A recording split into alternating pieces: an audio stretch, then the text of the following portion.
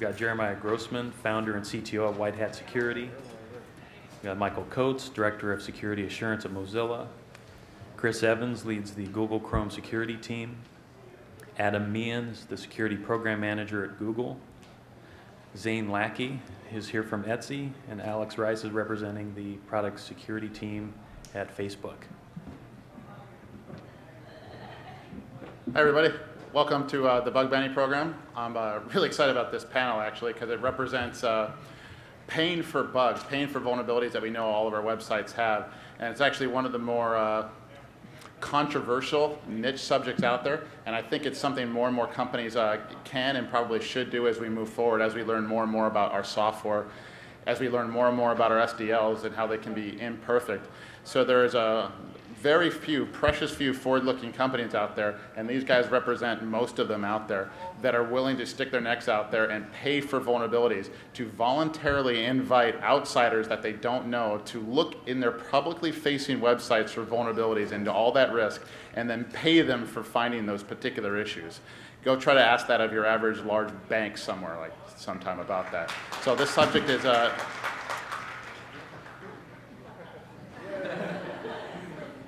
all right, cool. Yeah. So we got some, the guys that actually have started and run these programs. So you are going to be encouraged to ask questions as we go of these guys. If you're looking to learn about bug bounty programs, looking to start them, these are the guys to ask. There's no one better in the entire world. To kick things off, so I got a couple of questions to start off with, and then by all means you can ask, and when you don't, I'll keep asking until these guys get sick of me or whatever. But in the meantime, we're going to have a couple of slides run through real quick just to get some data on the screen and start the discussion that way.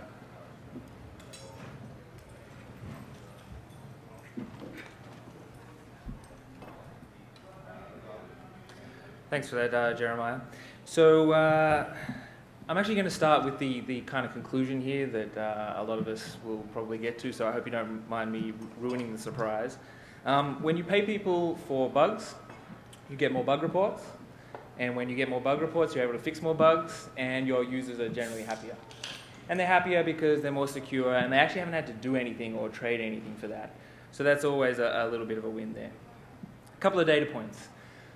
This is what it looks like. This is our graph of the amounts that we've paid out per month since we launched the program back in November of 2010. The reason why I'm showing the dollar amounts here rather than the raw number of bugs is that it's really quite a good proxy for the severity of those issues, right? The dollars that you're paying kind of match up with both the number of bugs times the dollars paid. So you can see we had this huge spike, and then it's kind of been tailing off here towards the end. I think this means a couple of things. One, that we're actually fixing bugs more quickly than we're introducing bugs. That's a good thing. Or at least the new bugs that are being introduced are less severe than the bugs that we're fixing.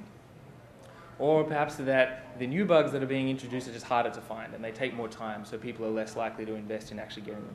So one thing you will see though is we had this big spike. And it's not that we actually launched a new product that was chock full of holes and we paid out on a lot of bugs. We actually just recalibrated the amounts we were paying. As an example, for Gmail, we tripled the amount that we were paying out, and at our top tier, we actually multiplied it by a factor of 6. So we just started paying out more. That's why you see that spike towards the end there. I just want to quickly show this is our reward structure, what we pay. I know not everyone else on the panel has a page like this. I just want to call out a few details here.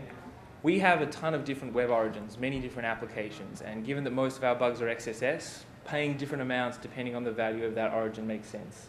Accounts.google.com is our most important. This is our login page where people, their password gets auto-filled if they use a password manager.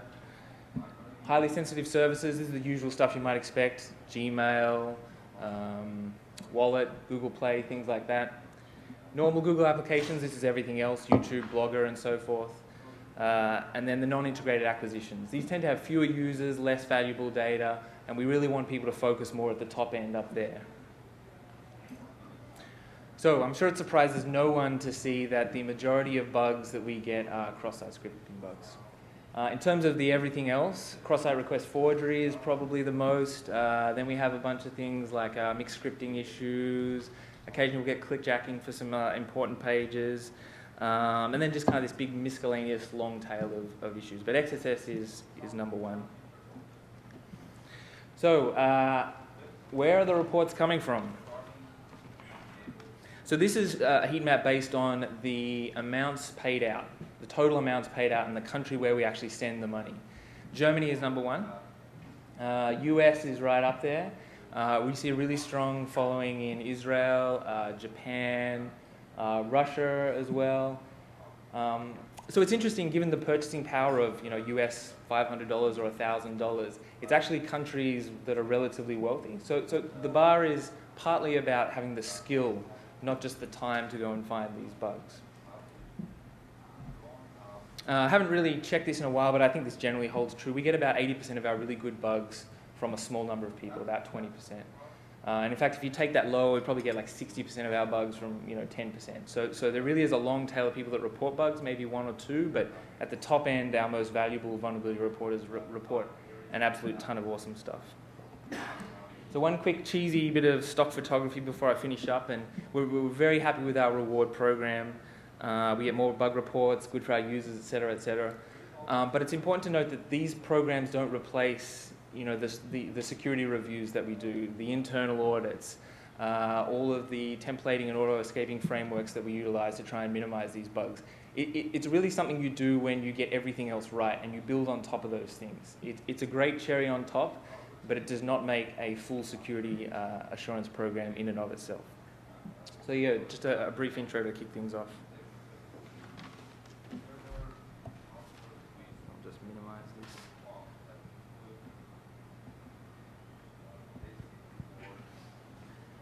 So I'm Alex Rice. I run the product security team at Facebook, and it's our team that's responsible for the bounty program on Facebook's side.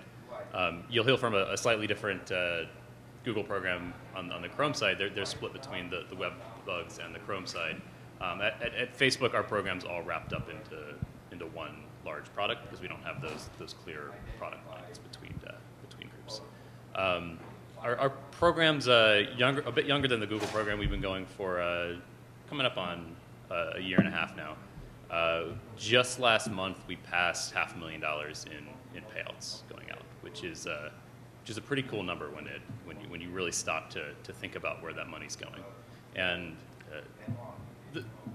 we like to really focus on the bounty program, like making your product more secure, and we're fixing bugs, and users are happy. But the bounty program for us really started as recognition to researchers. It was an extension of the responsible disclosure policy that we already had on our site, where people are coming and submitting bugs to us naturally. And before we started paying money, we had a number of different ways we would try to show recognition for people who were actually helping make the product better without the actual monetary rewards. But the rewards really changed the dynamic of how these people are coming to your site and how frequently they're going to come back and submit new bugs. That 500,000 is split between about 200 people across 30 different countries, which is not a large number of people. Like it's a pretty small set of researchers who are coming to help make your product better, and those 200 people are not doing it entirely because of the money. Like most of them are there because there's something that they care about, either in your product or some technical aspect of your product that is interesting and challenging or educational. And that's one of the really subtle benefits of having a program like this, is you're engaging one of the most active user bases that you have in a very, very meaningful way. We've slowly expanded the scope of the program based on feedback of what we learned as we went along.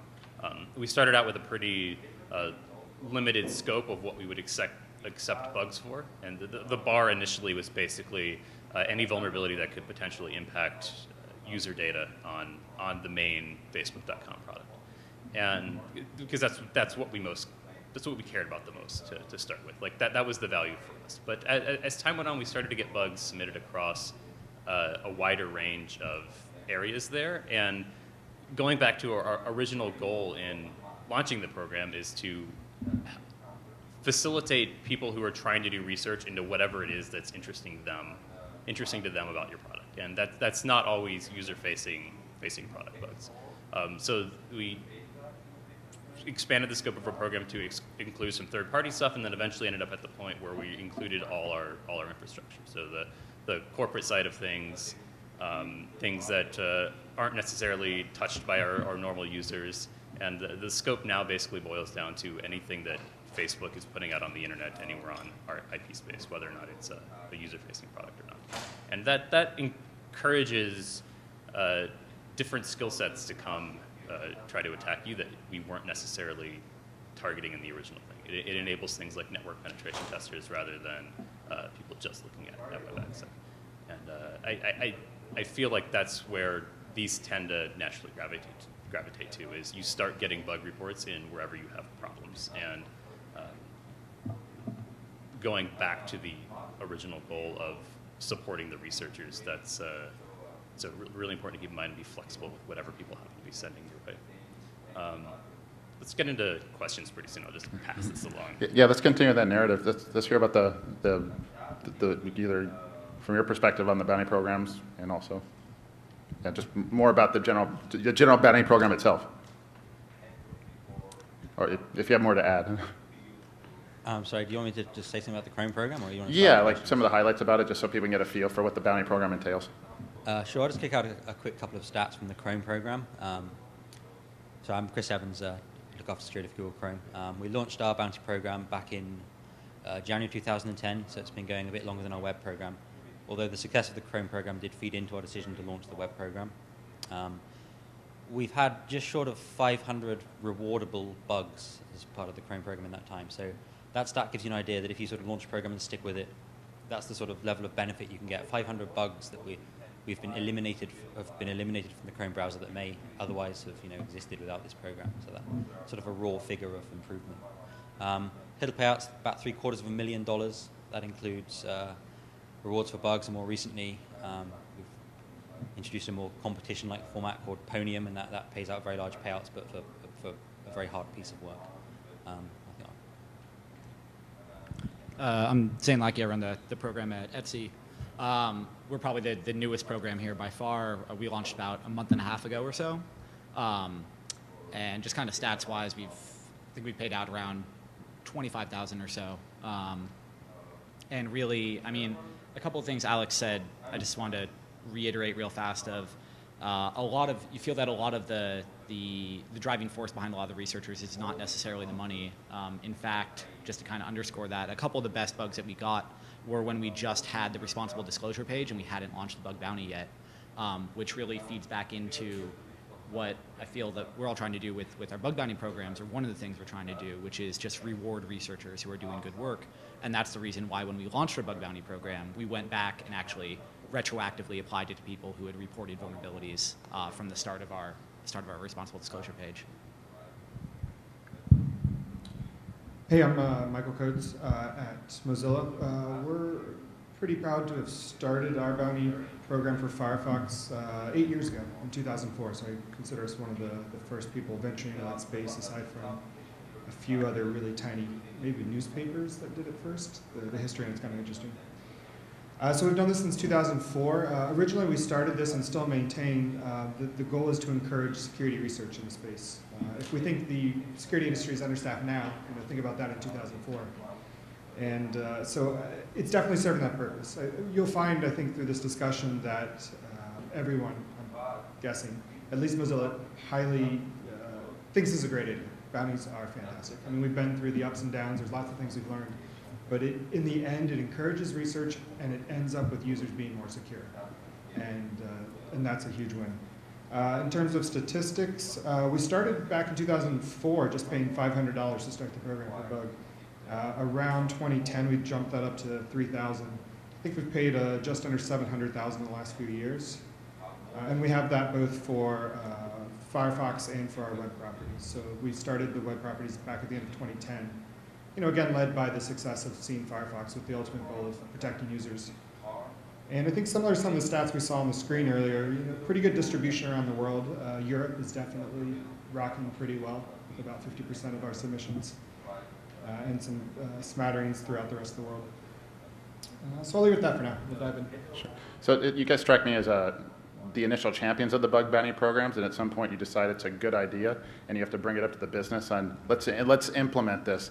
And this, bug bounty program is an idea that's been floated out there a lot, and there's always these horror stories that we can't do that because it'll bring down the site. We can't do that because it'll encourage bad behavior and something to do with black market economics and vulnerability research. So my question is really, what resistance did you encounter when you decided this is a good idea and it's something we should be doing? So when we we had the success of the Chrome program to build on, so people had some level of comfort, but taking it to live web applications that have live user data was something that we had to sell to people. Fundamentally, though, one thing we got a sense of is that as an organization, you have to appreciate getting bugs. When a bug report comes in, do you say, cool, this is an opportunity to fix something, or do you say, let's call the PR people and see how we can kind of try and downplay this? And so culturally, as a whole organization, we were appreciative of those bug reports. There was a little bit of that element of unknown. That was a big part of it, is like, how many bugs are we going to get? Are we going to DOS ourselves? Are we going to be able to respond to them effectively? The cache was less of a concern than the resource constraints. Were we going to be able to handle it or drop the level of service that we already give to all the bug reporters that we already get? Instead of responding in 1 day, we'd go out to 10 days. So the way we kind of mitigated that was just, building a really kind of rigorous and robust process, having good everything in place, being able to scale up in terms of people that were committed to triaging those bugs and making sure we had the engineers on site to fix them. And that, we convinced people that it was worth trying. So did you guys have similar experiences among you, or is there something different entirely? No resistance, a lot of resistance, a lot of selling?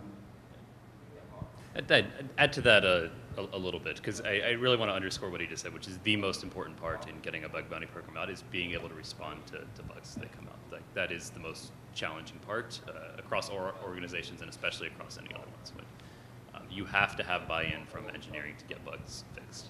And so when I start thinking about how you would go about getting into a program, I wouldn't start out with a bounty program. I'd encourage you to launch a responsible disclosure policy and let a few security bugs come in naturally and see what happens and see how you can handle them, and start getting a feel for how quickly you can get your engineering teams to fix bugs.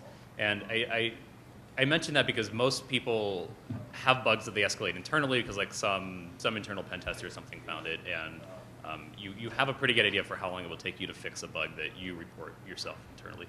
But when it's coming from somebody outside and you're not entirely sure what they're going to do with it or how long they're going to keep quiet and happy about it, it really changes the dynamics across the organization. And that's the most important thing to test and really get streamlined before you start going down this route. So the second part of your question was regarding black market. I think that is an area that some people will see as resistance. The basic question being, how are you competing with the black market? We've heard stats like vulnerabilities can go for 50, 100,000, $1 million, depending on what that is on the black market. How will your bounty program that's 500, 3,000 or whatever compete with that? And I think it's interesting to frame that question correctly in your mind, and really the answer to that is you're not competing with the black market. What you're doing is targeting a different market of people that don't want to be part of that. If you think of an individual in a university that wants to get into security and is dabbling with research, if they find an issue in your site, there's a pretty big uphill climb for them to then take that and seek out the black market. We've heard about it, but what does that mean? You don't call 1-800 black market very easily. And then say you do sell it to the black market. You're going to get $100,000. They ask you for your bank account. Okay, you're going to hand over your bank account info to this black market group. There's a huge barrier to entry and a lot of different moving parts. But on the other side, we provide a legitimate route where somebody can go and not worry about crime with the individuals you're associating with. They can get recognition. They can use it to build their skills and get a fair amount of money. Some of the people that we pay, depending on where they are in their world or where they are in their career, that amount of money is pretty significant, and they do well by getting those bounties. Just to take a moment, does anybody have any questions before I move on? Is there any questions? Yes. Yep, definitely. Yes. With that question, I just to reiterate, has he hired researchers? Yes. 3, really. Cool. So it's a recruiting tool for you guys. Not that you would need AppSec people, really. Any other questions? Yes. I'd like to say a couple of line here because I'm traveling all the way from India and I'm speaking to it. And most of my expense to travel to the US, this is the first time I've come to the US, was paid by, I used the money from Mozilla's bug bounty program.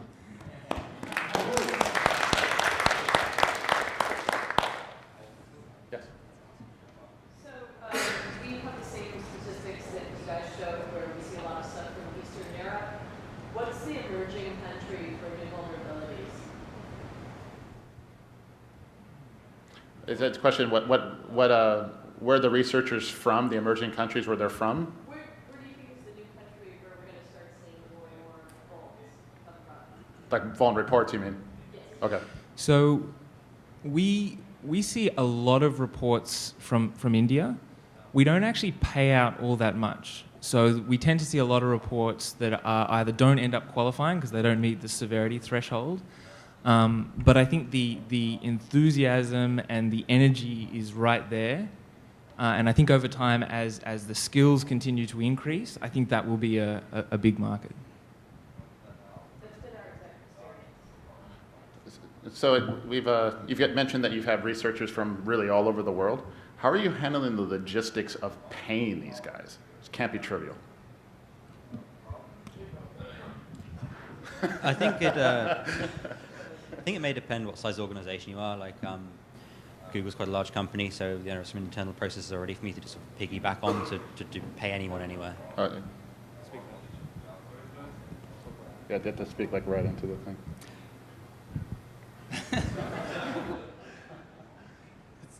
Sorry. Okay, is that working? There we go.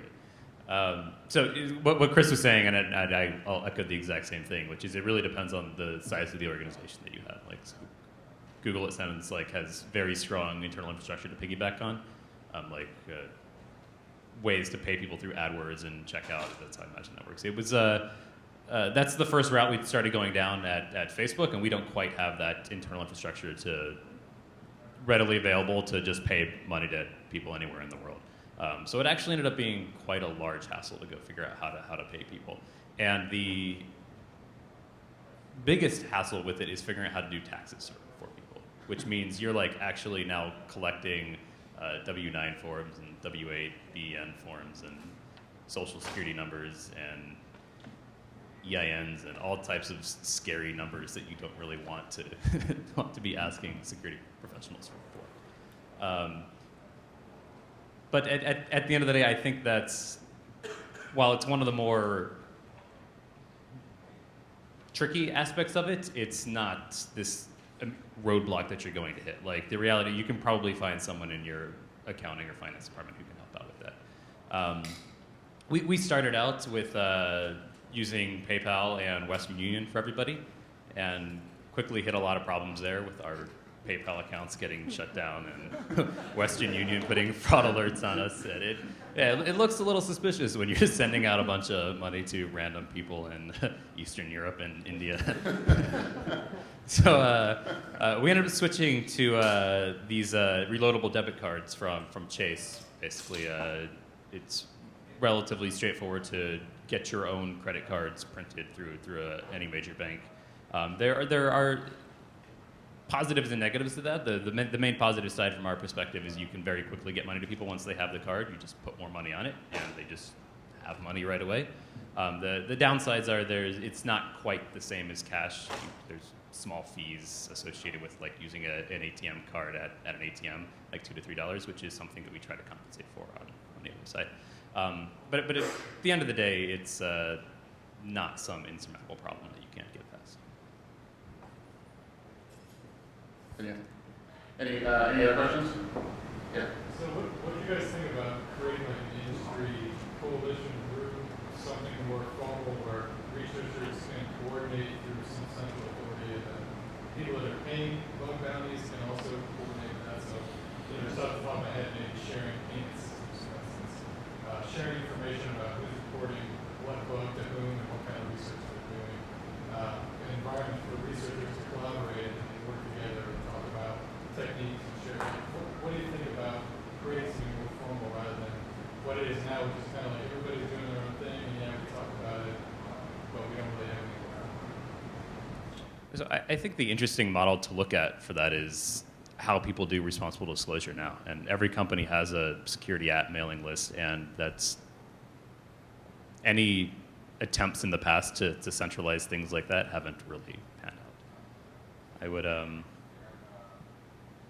don't know, I would try to look at that as the closest model to it before that, and I think there's a lot of good reasons why people maintain their own security contact forms before for this. And this is really just an extension of whatever your security contact form is in the first place. Yeah, it also sounds very similar to the ZDI model, if you're familiar with that. A ZDI is kind of a third-party system that pays their researchers for vulnerabilities and turns around and provides them to companies at some point and has a profit model of some sort that I won't attempt to explain. The concerns with adding another step in the process is, in the overall goal of protecting users, it can slow things down. While ZDI may give us vulnerability information, we would love to get it directly from the researcher purely because we can get it faster and fix our users faster, because that's our goal. And then setting up a middleman would also be a little tricky just from a trust perspective. I mean, it's the most sensitive data you have, so extending that trust zone to another group would be challenging. But I do like your idea of building a community to just, again, encourage research, which we're totally for. It's worth noting that some of the guys that that report bugs to both Google programs have formed little communities of their own by sort of finding each other on Twitter and sharing like fuzz targets in the case of a browser or XSS techniques in the case of a website. And it's quite fun to see them sort of find each other and collaborate. And certainly if people were looking to start up a program and wanted some, at least advice or discussion about process and procedures, I think, a lot of us all actually talk before launching our programs, even though some of us, are technically rivals, I guess, in some respects. We technically, security teams, I think, often can rise above that and still share information to make it work better for everyone. There's the, I guess the opposing question that comes up a lot. You're investing a lot of dollars in your bug patting programs. Why aren't you instead just investing these dollars into your SDL programs instead? Make a better SDL and we won't have to pay for bugs in production. I think the answer is if you really care about security, you do both. So anyone that runs a security program will know that no matter what you do, there's always some percentage of things you will miss. There's no way to be perfect. And that's how I, when I've heard this question before, I've restated. I mean, I would love to invest more money earlier in the life cycle and be perfect and have nothing ever slip through. But I haven't found that correct dollar amount. But what we do have is a system with multiple checks and balances and a way to leverage a much larger community that wants to help push the end goal of security. So we do both, just like was said. But this is just another step. And if you're not doing this, somebody's finding those bugs. They're just not telling you. So consider that when you think about a bounty program. I mean, I can see there's an argument to be made that it makes more sense for people who are in the cloud, and the cost for us for fixing a bug that exists in production is much lower than, for example, Adobe or Microsoft or Oracle. I guess we also have a couple of browser vendors up here, though, but they have excellent auto-update mechanisms, which I think is a factor there. So I think it's no surprise that the people that are running bug bounty programs at this stage are the ones that can push quickly and cheaply and easily. I'll just add one quick thing to think about. Let's say you have a security team of say 20 very talented individuals. So think of the amount of bugs they can find before release, and then imagine if in addition to that you've opened up this bug bounty program to the world, there are thousands of talented individuals who might come and help secure your product. So it's just a numbers at some stage and wider community. So that's the one to press it on that one a little bit. I would have thought the same thing, but the numbers seem to play out differently, that there's thousands of people who can try, but it seems like there's a real shortage of AppSec people. It all of a sudden seems to clump. Most of the bugs are found by a small set of people, and it also seems like, since you guys seem to share data, are you seeing different researchers find bugs in your products and services, or the same ones, or what's the overlap there? There's two very broad angles to that. There are a small set of people who are like, I would say, doing this for a living and really like hitting the programs all over the place and trying to find like the maximum number of bugs. And then there's a smaller number of people that are focused in like very specific areas of the individual products that tend to find the higher quality bugs, the more interesting bugs, and there's very clearly a place for both of those of those skill sets. And so while on the one side the people who are really good at producing a high volume of bugs tend to be a pretty small community that's spread across all the properties, the people who are the long tail of that, who find like the very interesting bugs, who do like very deep dive research into very specific components of your site, those tend to not spread out across your products. And even in our own program, those people will focus on very specific parts of Facebook rather than branch out all over the place. One thing we've seen over the years is we have a number of people that are continually involved, but we get about 15 to 20% churn. And I think we attribute that to people that have tried research techniques that have worked for a while and then kind of dry up. But also it shows that more people are coming into the program. So we're continuing to grow, talented security people, which is part of the goal. There's lots of definite overlap, though. I look at their like Hall of Fame and I recognize almost every name. Wow. Yeah, the same goes for us. Any questions? Yes, sir.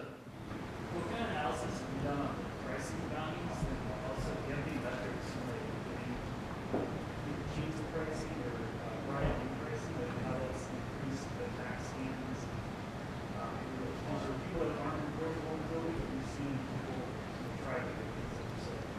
So the short answer is we've all changed our pricing structure since we've started. In us in particular, we tend to fluctuate what we'll pay on individual bounties based on how difficult we think they are to exploit at that point in time. So there's times when XSS was higher at the beginning than it is now, so we're paying more for XSS now than we were when we first launched the program, because most of the low-hanging XSS has been just eradicated at this point. We've always had a very strong CSRF framework in place. So from the beginning, CSRF pays, on paper, it looks like it pays better than the other ones, but that's just because they're much more difficult to find in Facebook. And that's just an individual analysis you need to do on your own product, which really goes back to the reward and recognition part, which is how much effort did this person put into finding this vulnerability. And that's going to be different across every single product line that you have. On top of that baseline per vulnerability, we pay bonuses on top of bounties, which is not the most transparent process. It basically boils down to us yelling around the room, which is like, how cool was that bug? And just bumping it up based on the cool factor of it, which may be like new research or an area where we didn't think a bug was possible, or a new exploit technique or something like that. And that's an incredibly arbitrary thing, and really boils down to what the security team is impressed by. Certainly when we set the initial figures, we kind of just made them up, right? It's very hard to, we just did, and then we adjust over time based on what we're seeing. And our big concern and why we publish our reward structure is to incentivize, basically it's our message to tell people what we care most about through the dollar figures, and really encourage them to focus on those areas. And then as we find that bugs drop off in those areas, we would consider then increasing it, because it's basically the more money that's on offer, the more time people are probably prepared to invest looking in that area. So we really react to the bugs that we're seeing, and I think there was a part of your question about, do we look at, say, scans or where people are testing?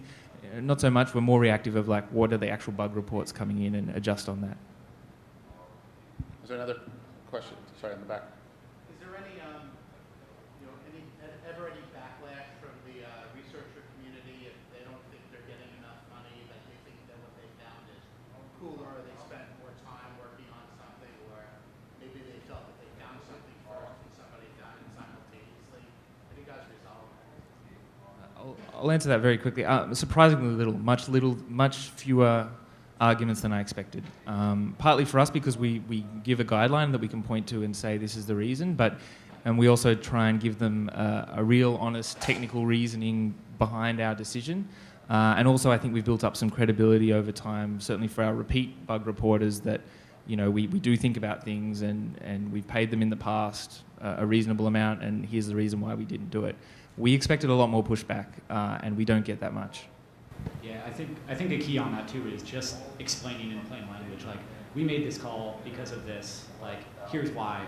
And when you kind of put that out there and don't just say, oh, here's a number that we've arbitrarily assigned, you say, like, hey, it was this category of issue, we found, like, we think that it's worth this because of this, or here's the reward we've assigned because of this reason, and just be as transparent as you can with researchers. We've been pretty shocked by how cool everybody is about that. Yeah, one big key there is to have it clearly documented publicly. So they don't think you're just making it up every time, even if you are clear about it. Because then you can point back and say, this is what we tried to guide people on, this is what it means if it was unclear. And we've had good responses to that. A quick question and poll the audience. How many people are here are actually thinking about deploying a new bug bounty program? So a few of you. Okay, cool. The gentleman here, yes. So I'm looking and the argument I'm trying to get together before I approach my executive team is funding question. How did you guys go forward and say, I want to open this up to the world to try to hack it? No, by the way, pay the money, so put this much money aside for us to pay this guy. Yeah, how'd you budget starting off? So I think the number of bugs you're going to get is probably pretty proportional to how big of a target that you are. And you have a lot of control over how big of a target you are based on, you have a lot of inherent knowledge of how big of a target you are based on how many bugs are coming in naturally through your existing disclosure policy, which I would cycle back to make sure you have one of those in place first. So you can use that as your initial baseline and try to extrapolate from there of how much that's going to increase. You also have a lot of control over what you set bounties at. So there's a lot of much smaller, there's a number of far smaller bounty programs on the internet that pay between $5 to $50 for vulnerabilities. And if you're concerned about budget issues, start off with that. Like, start off with something that's considerably lower and map from there. And using us as the big, in the grand scheme of things, $500,000 in our security budget is not much.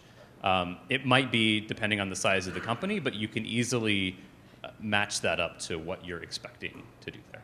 And something else I would throw out there is consider putting a cap on it. Like, we have $100,000 in bounties to pay out this year, and like the first 20 people to report it get it. And I don't think you would get much pushback from the community with a program like that if like budget is the constraining factor and you're in an organization where you have to have a very clearly defined budget around what you're going to pay out.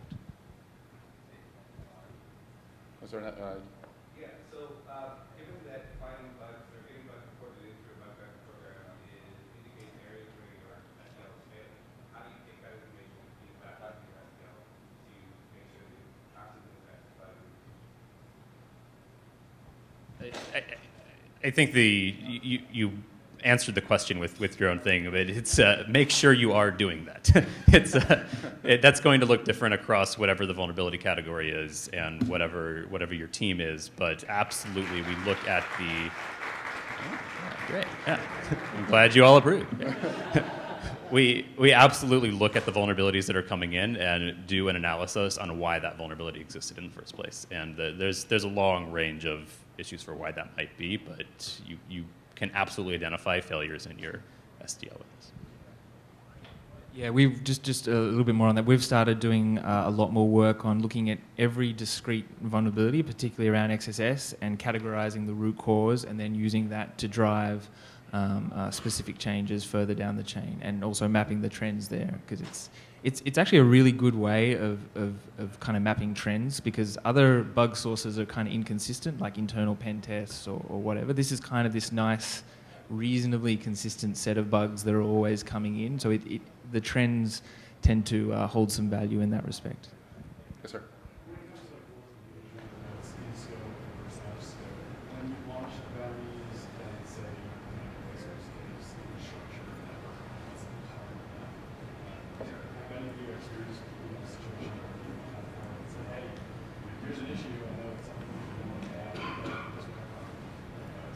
So just to restate the question, the question is around scope. You define scope in one area, but the bug bounty guy finds one out of scope and then reports it. Now what? So there's right. Yes, we have one out of scope. But the two things that I would say to that is the first one is just being like as transparent as possible up front. And that's a common trend across all the different things you're going to hit. And you're like, you need to be transparent across this. We did break our policy a number of times before we launched the infrastructure side of things, just because we did get cool bugs that were outside of scope, and we wanted to recognize the researcher, and that's the goal of the program. And so, like, you can absolutely bend scope on there. The main reason people are going to look at doing scope is this philosophy that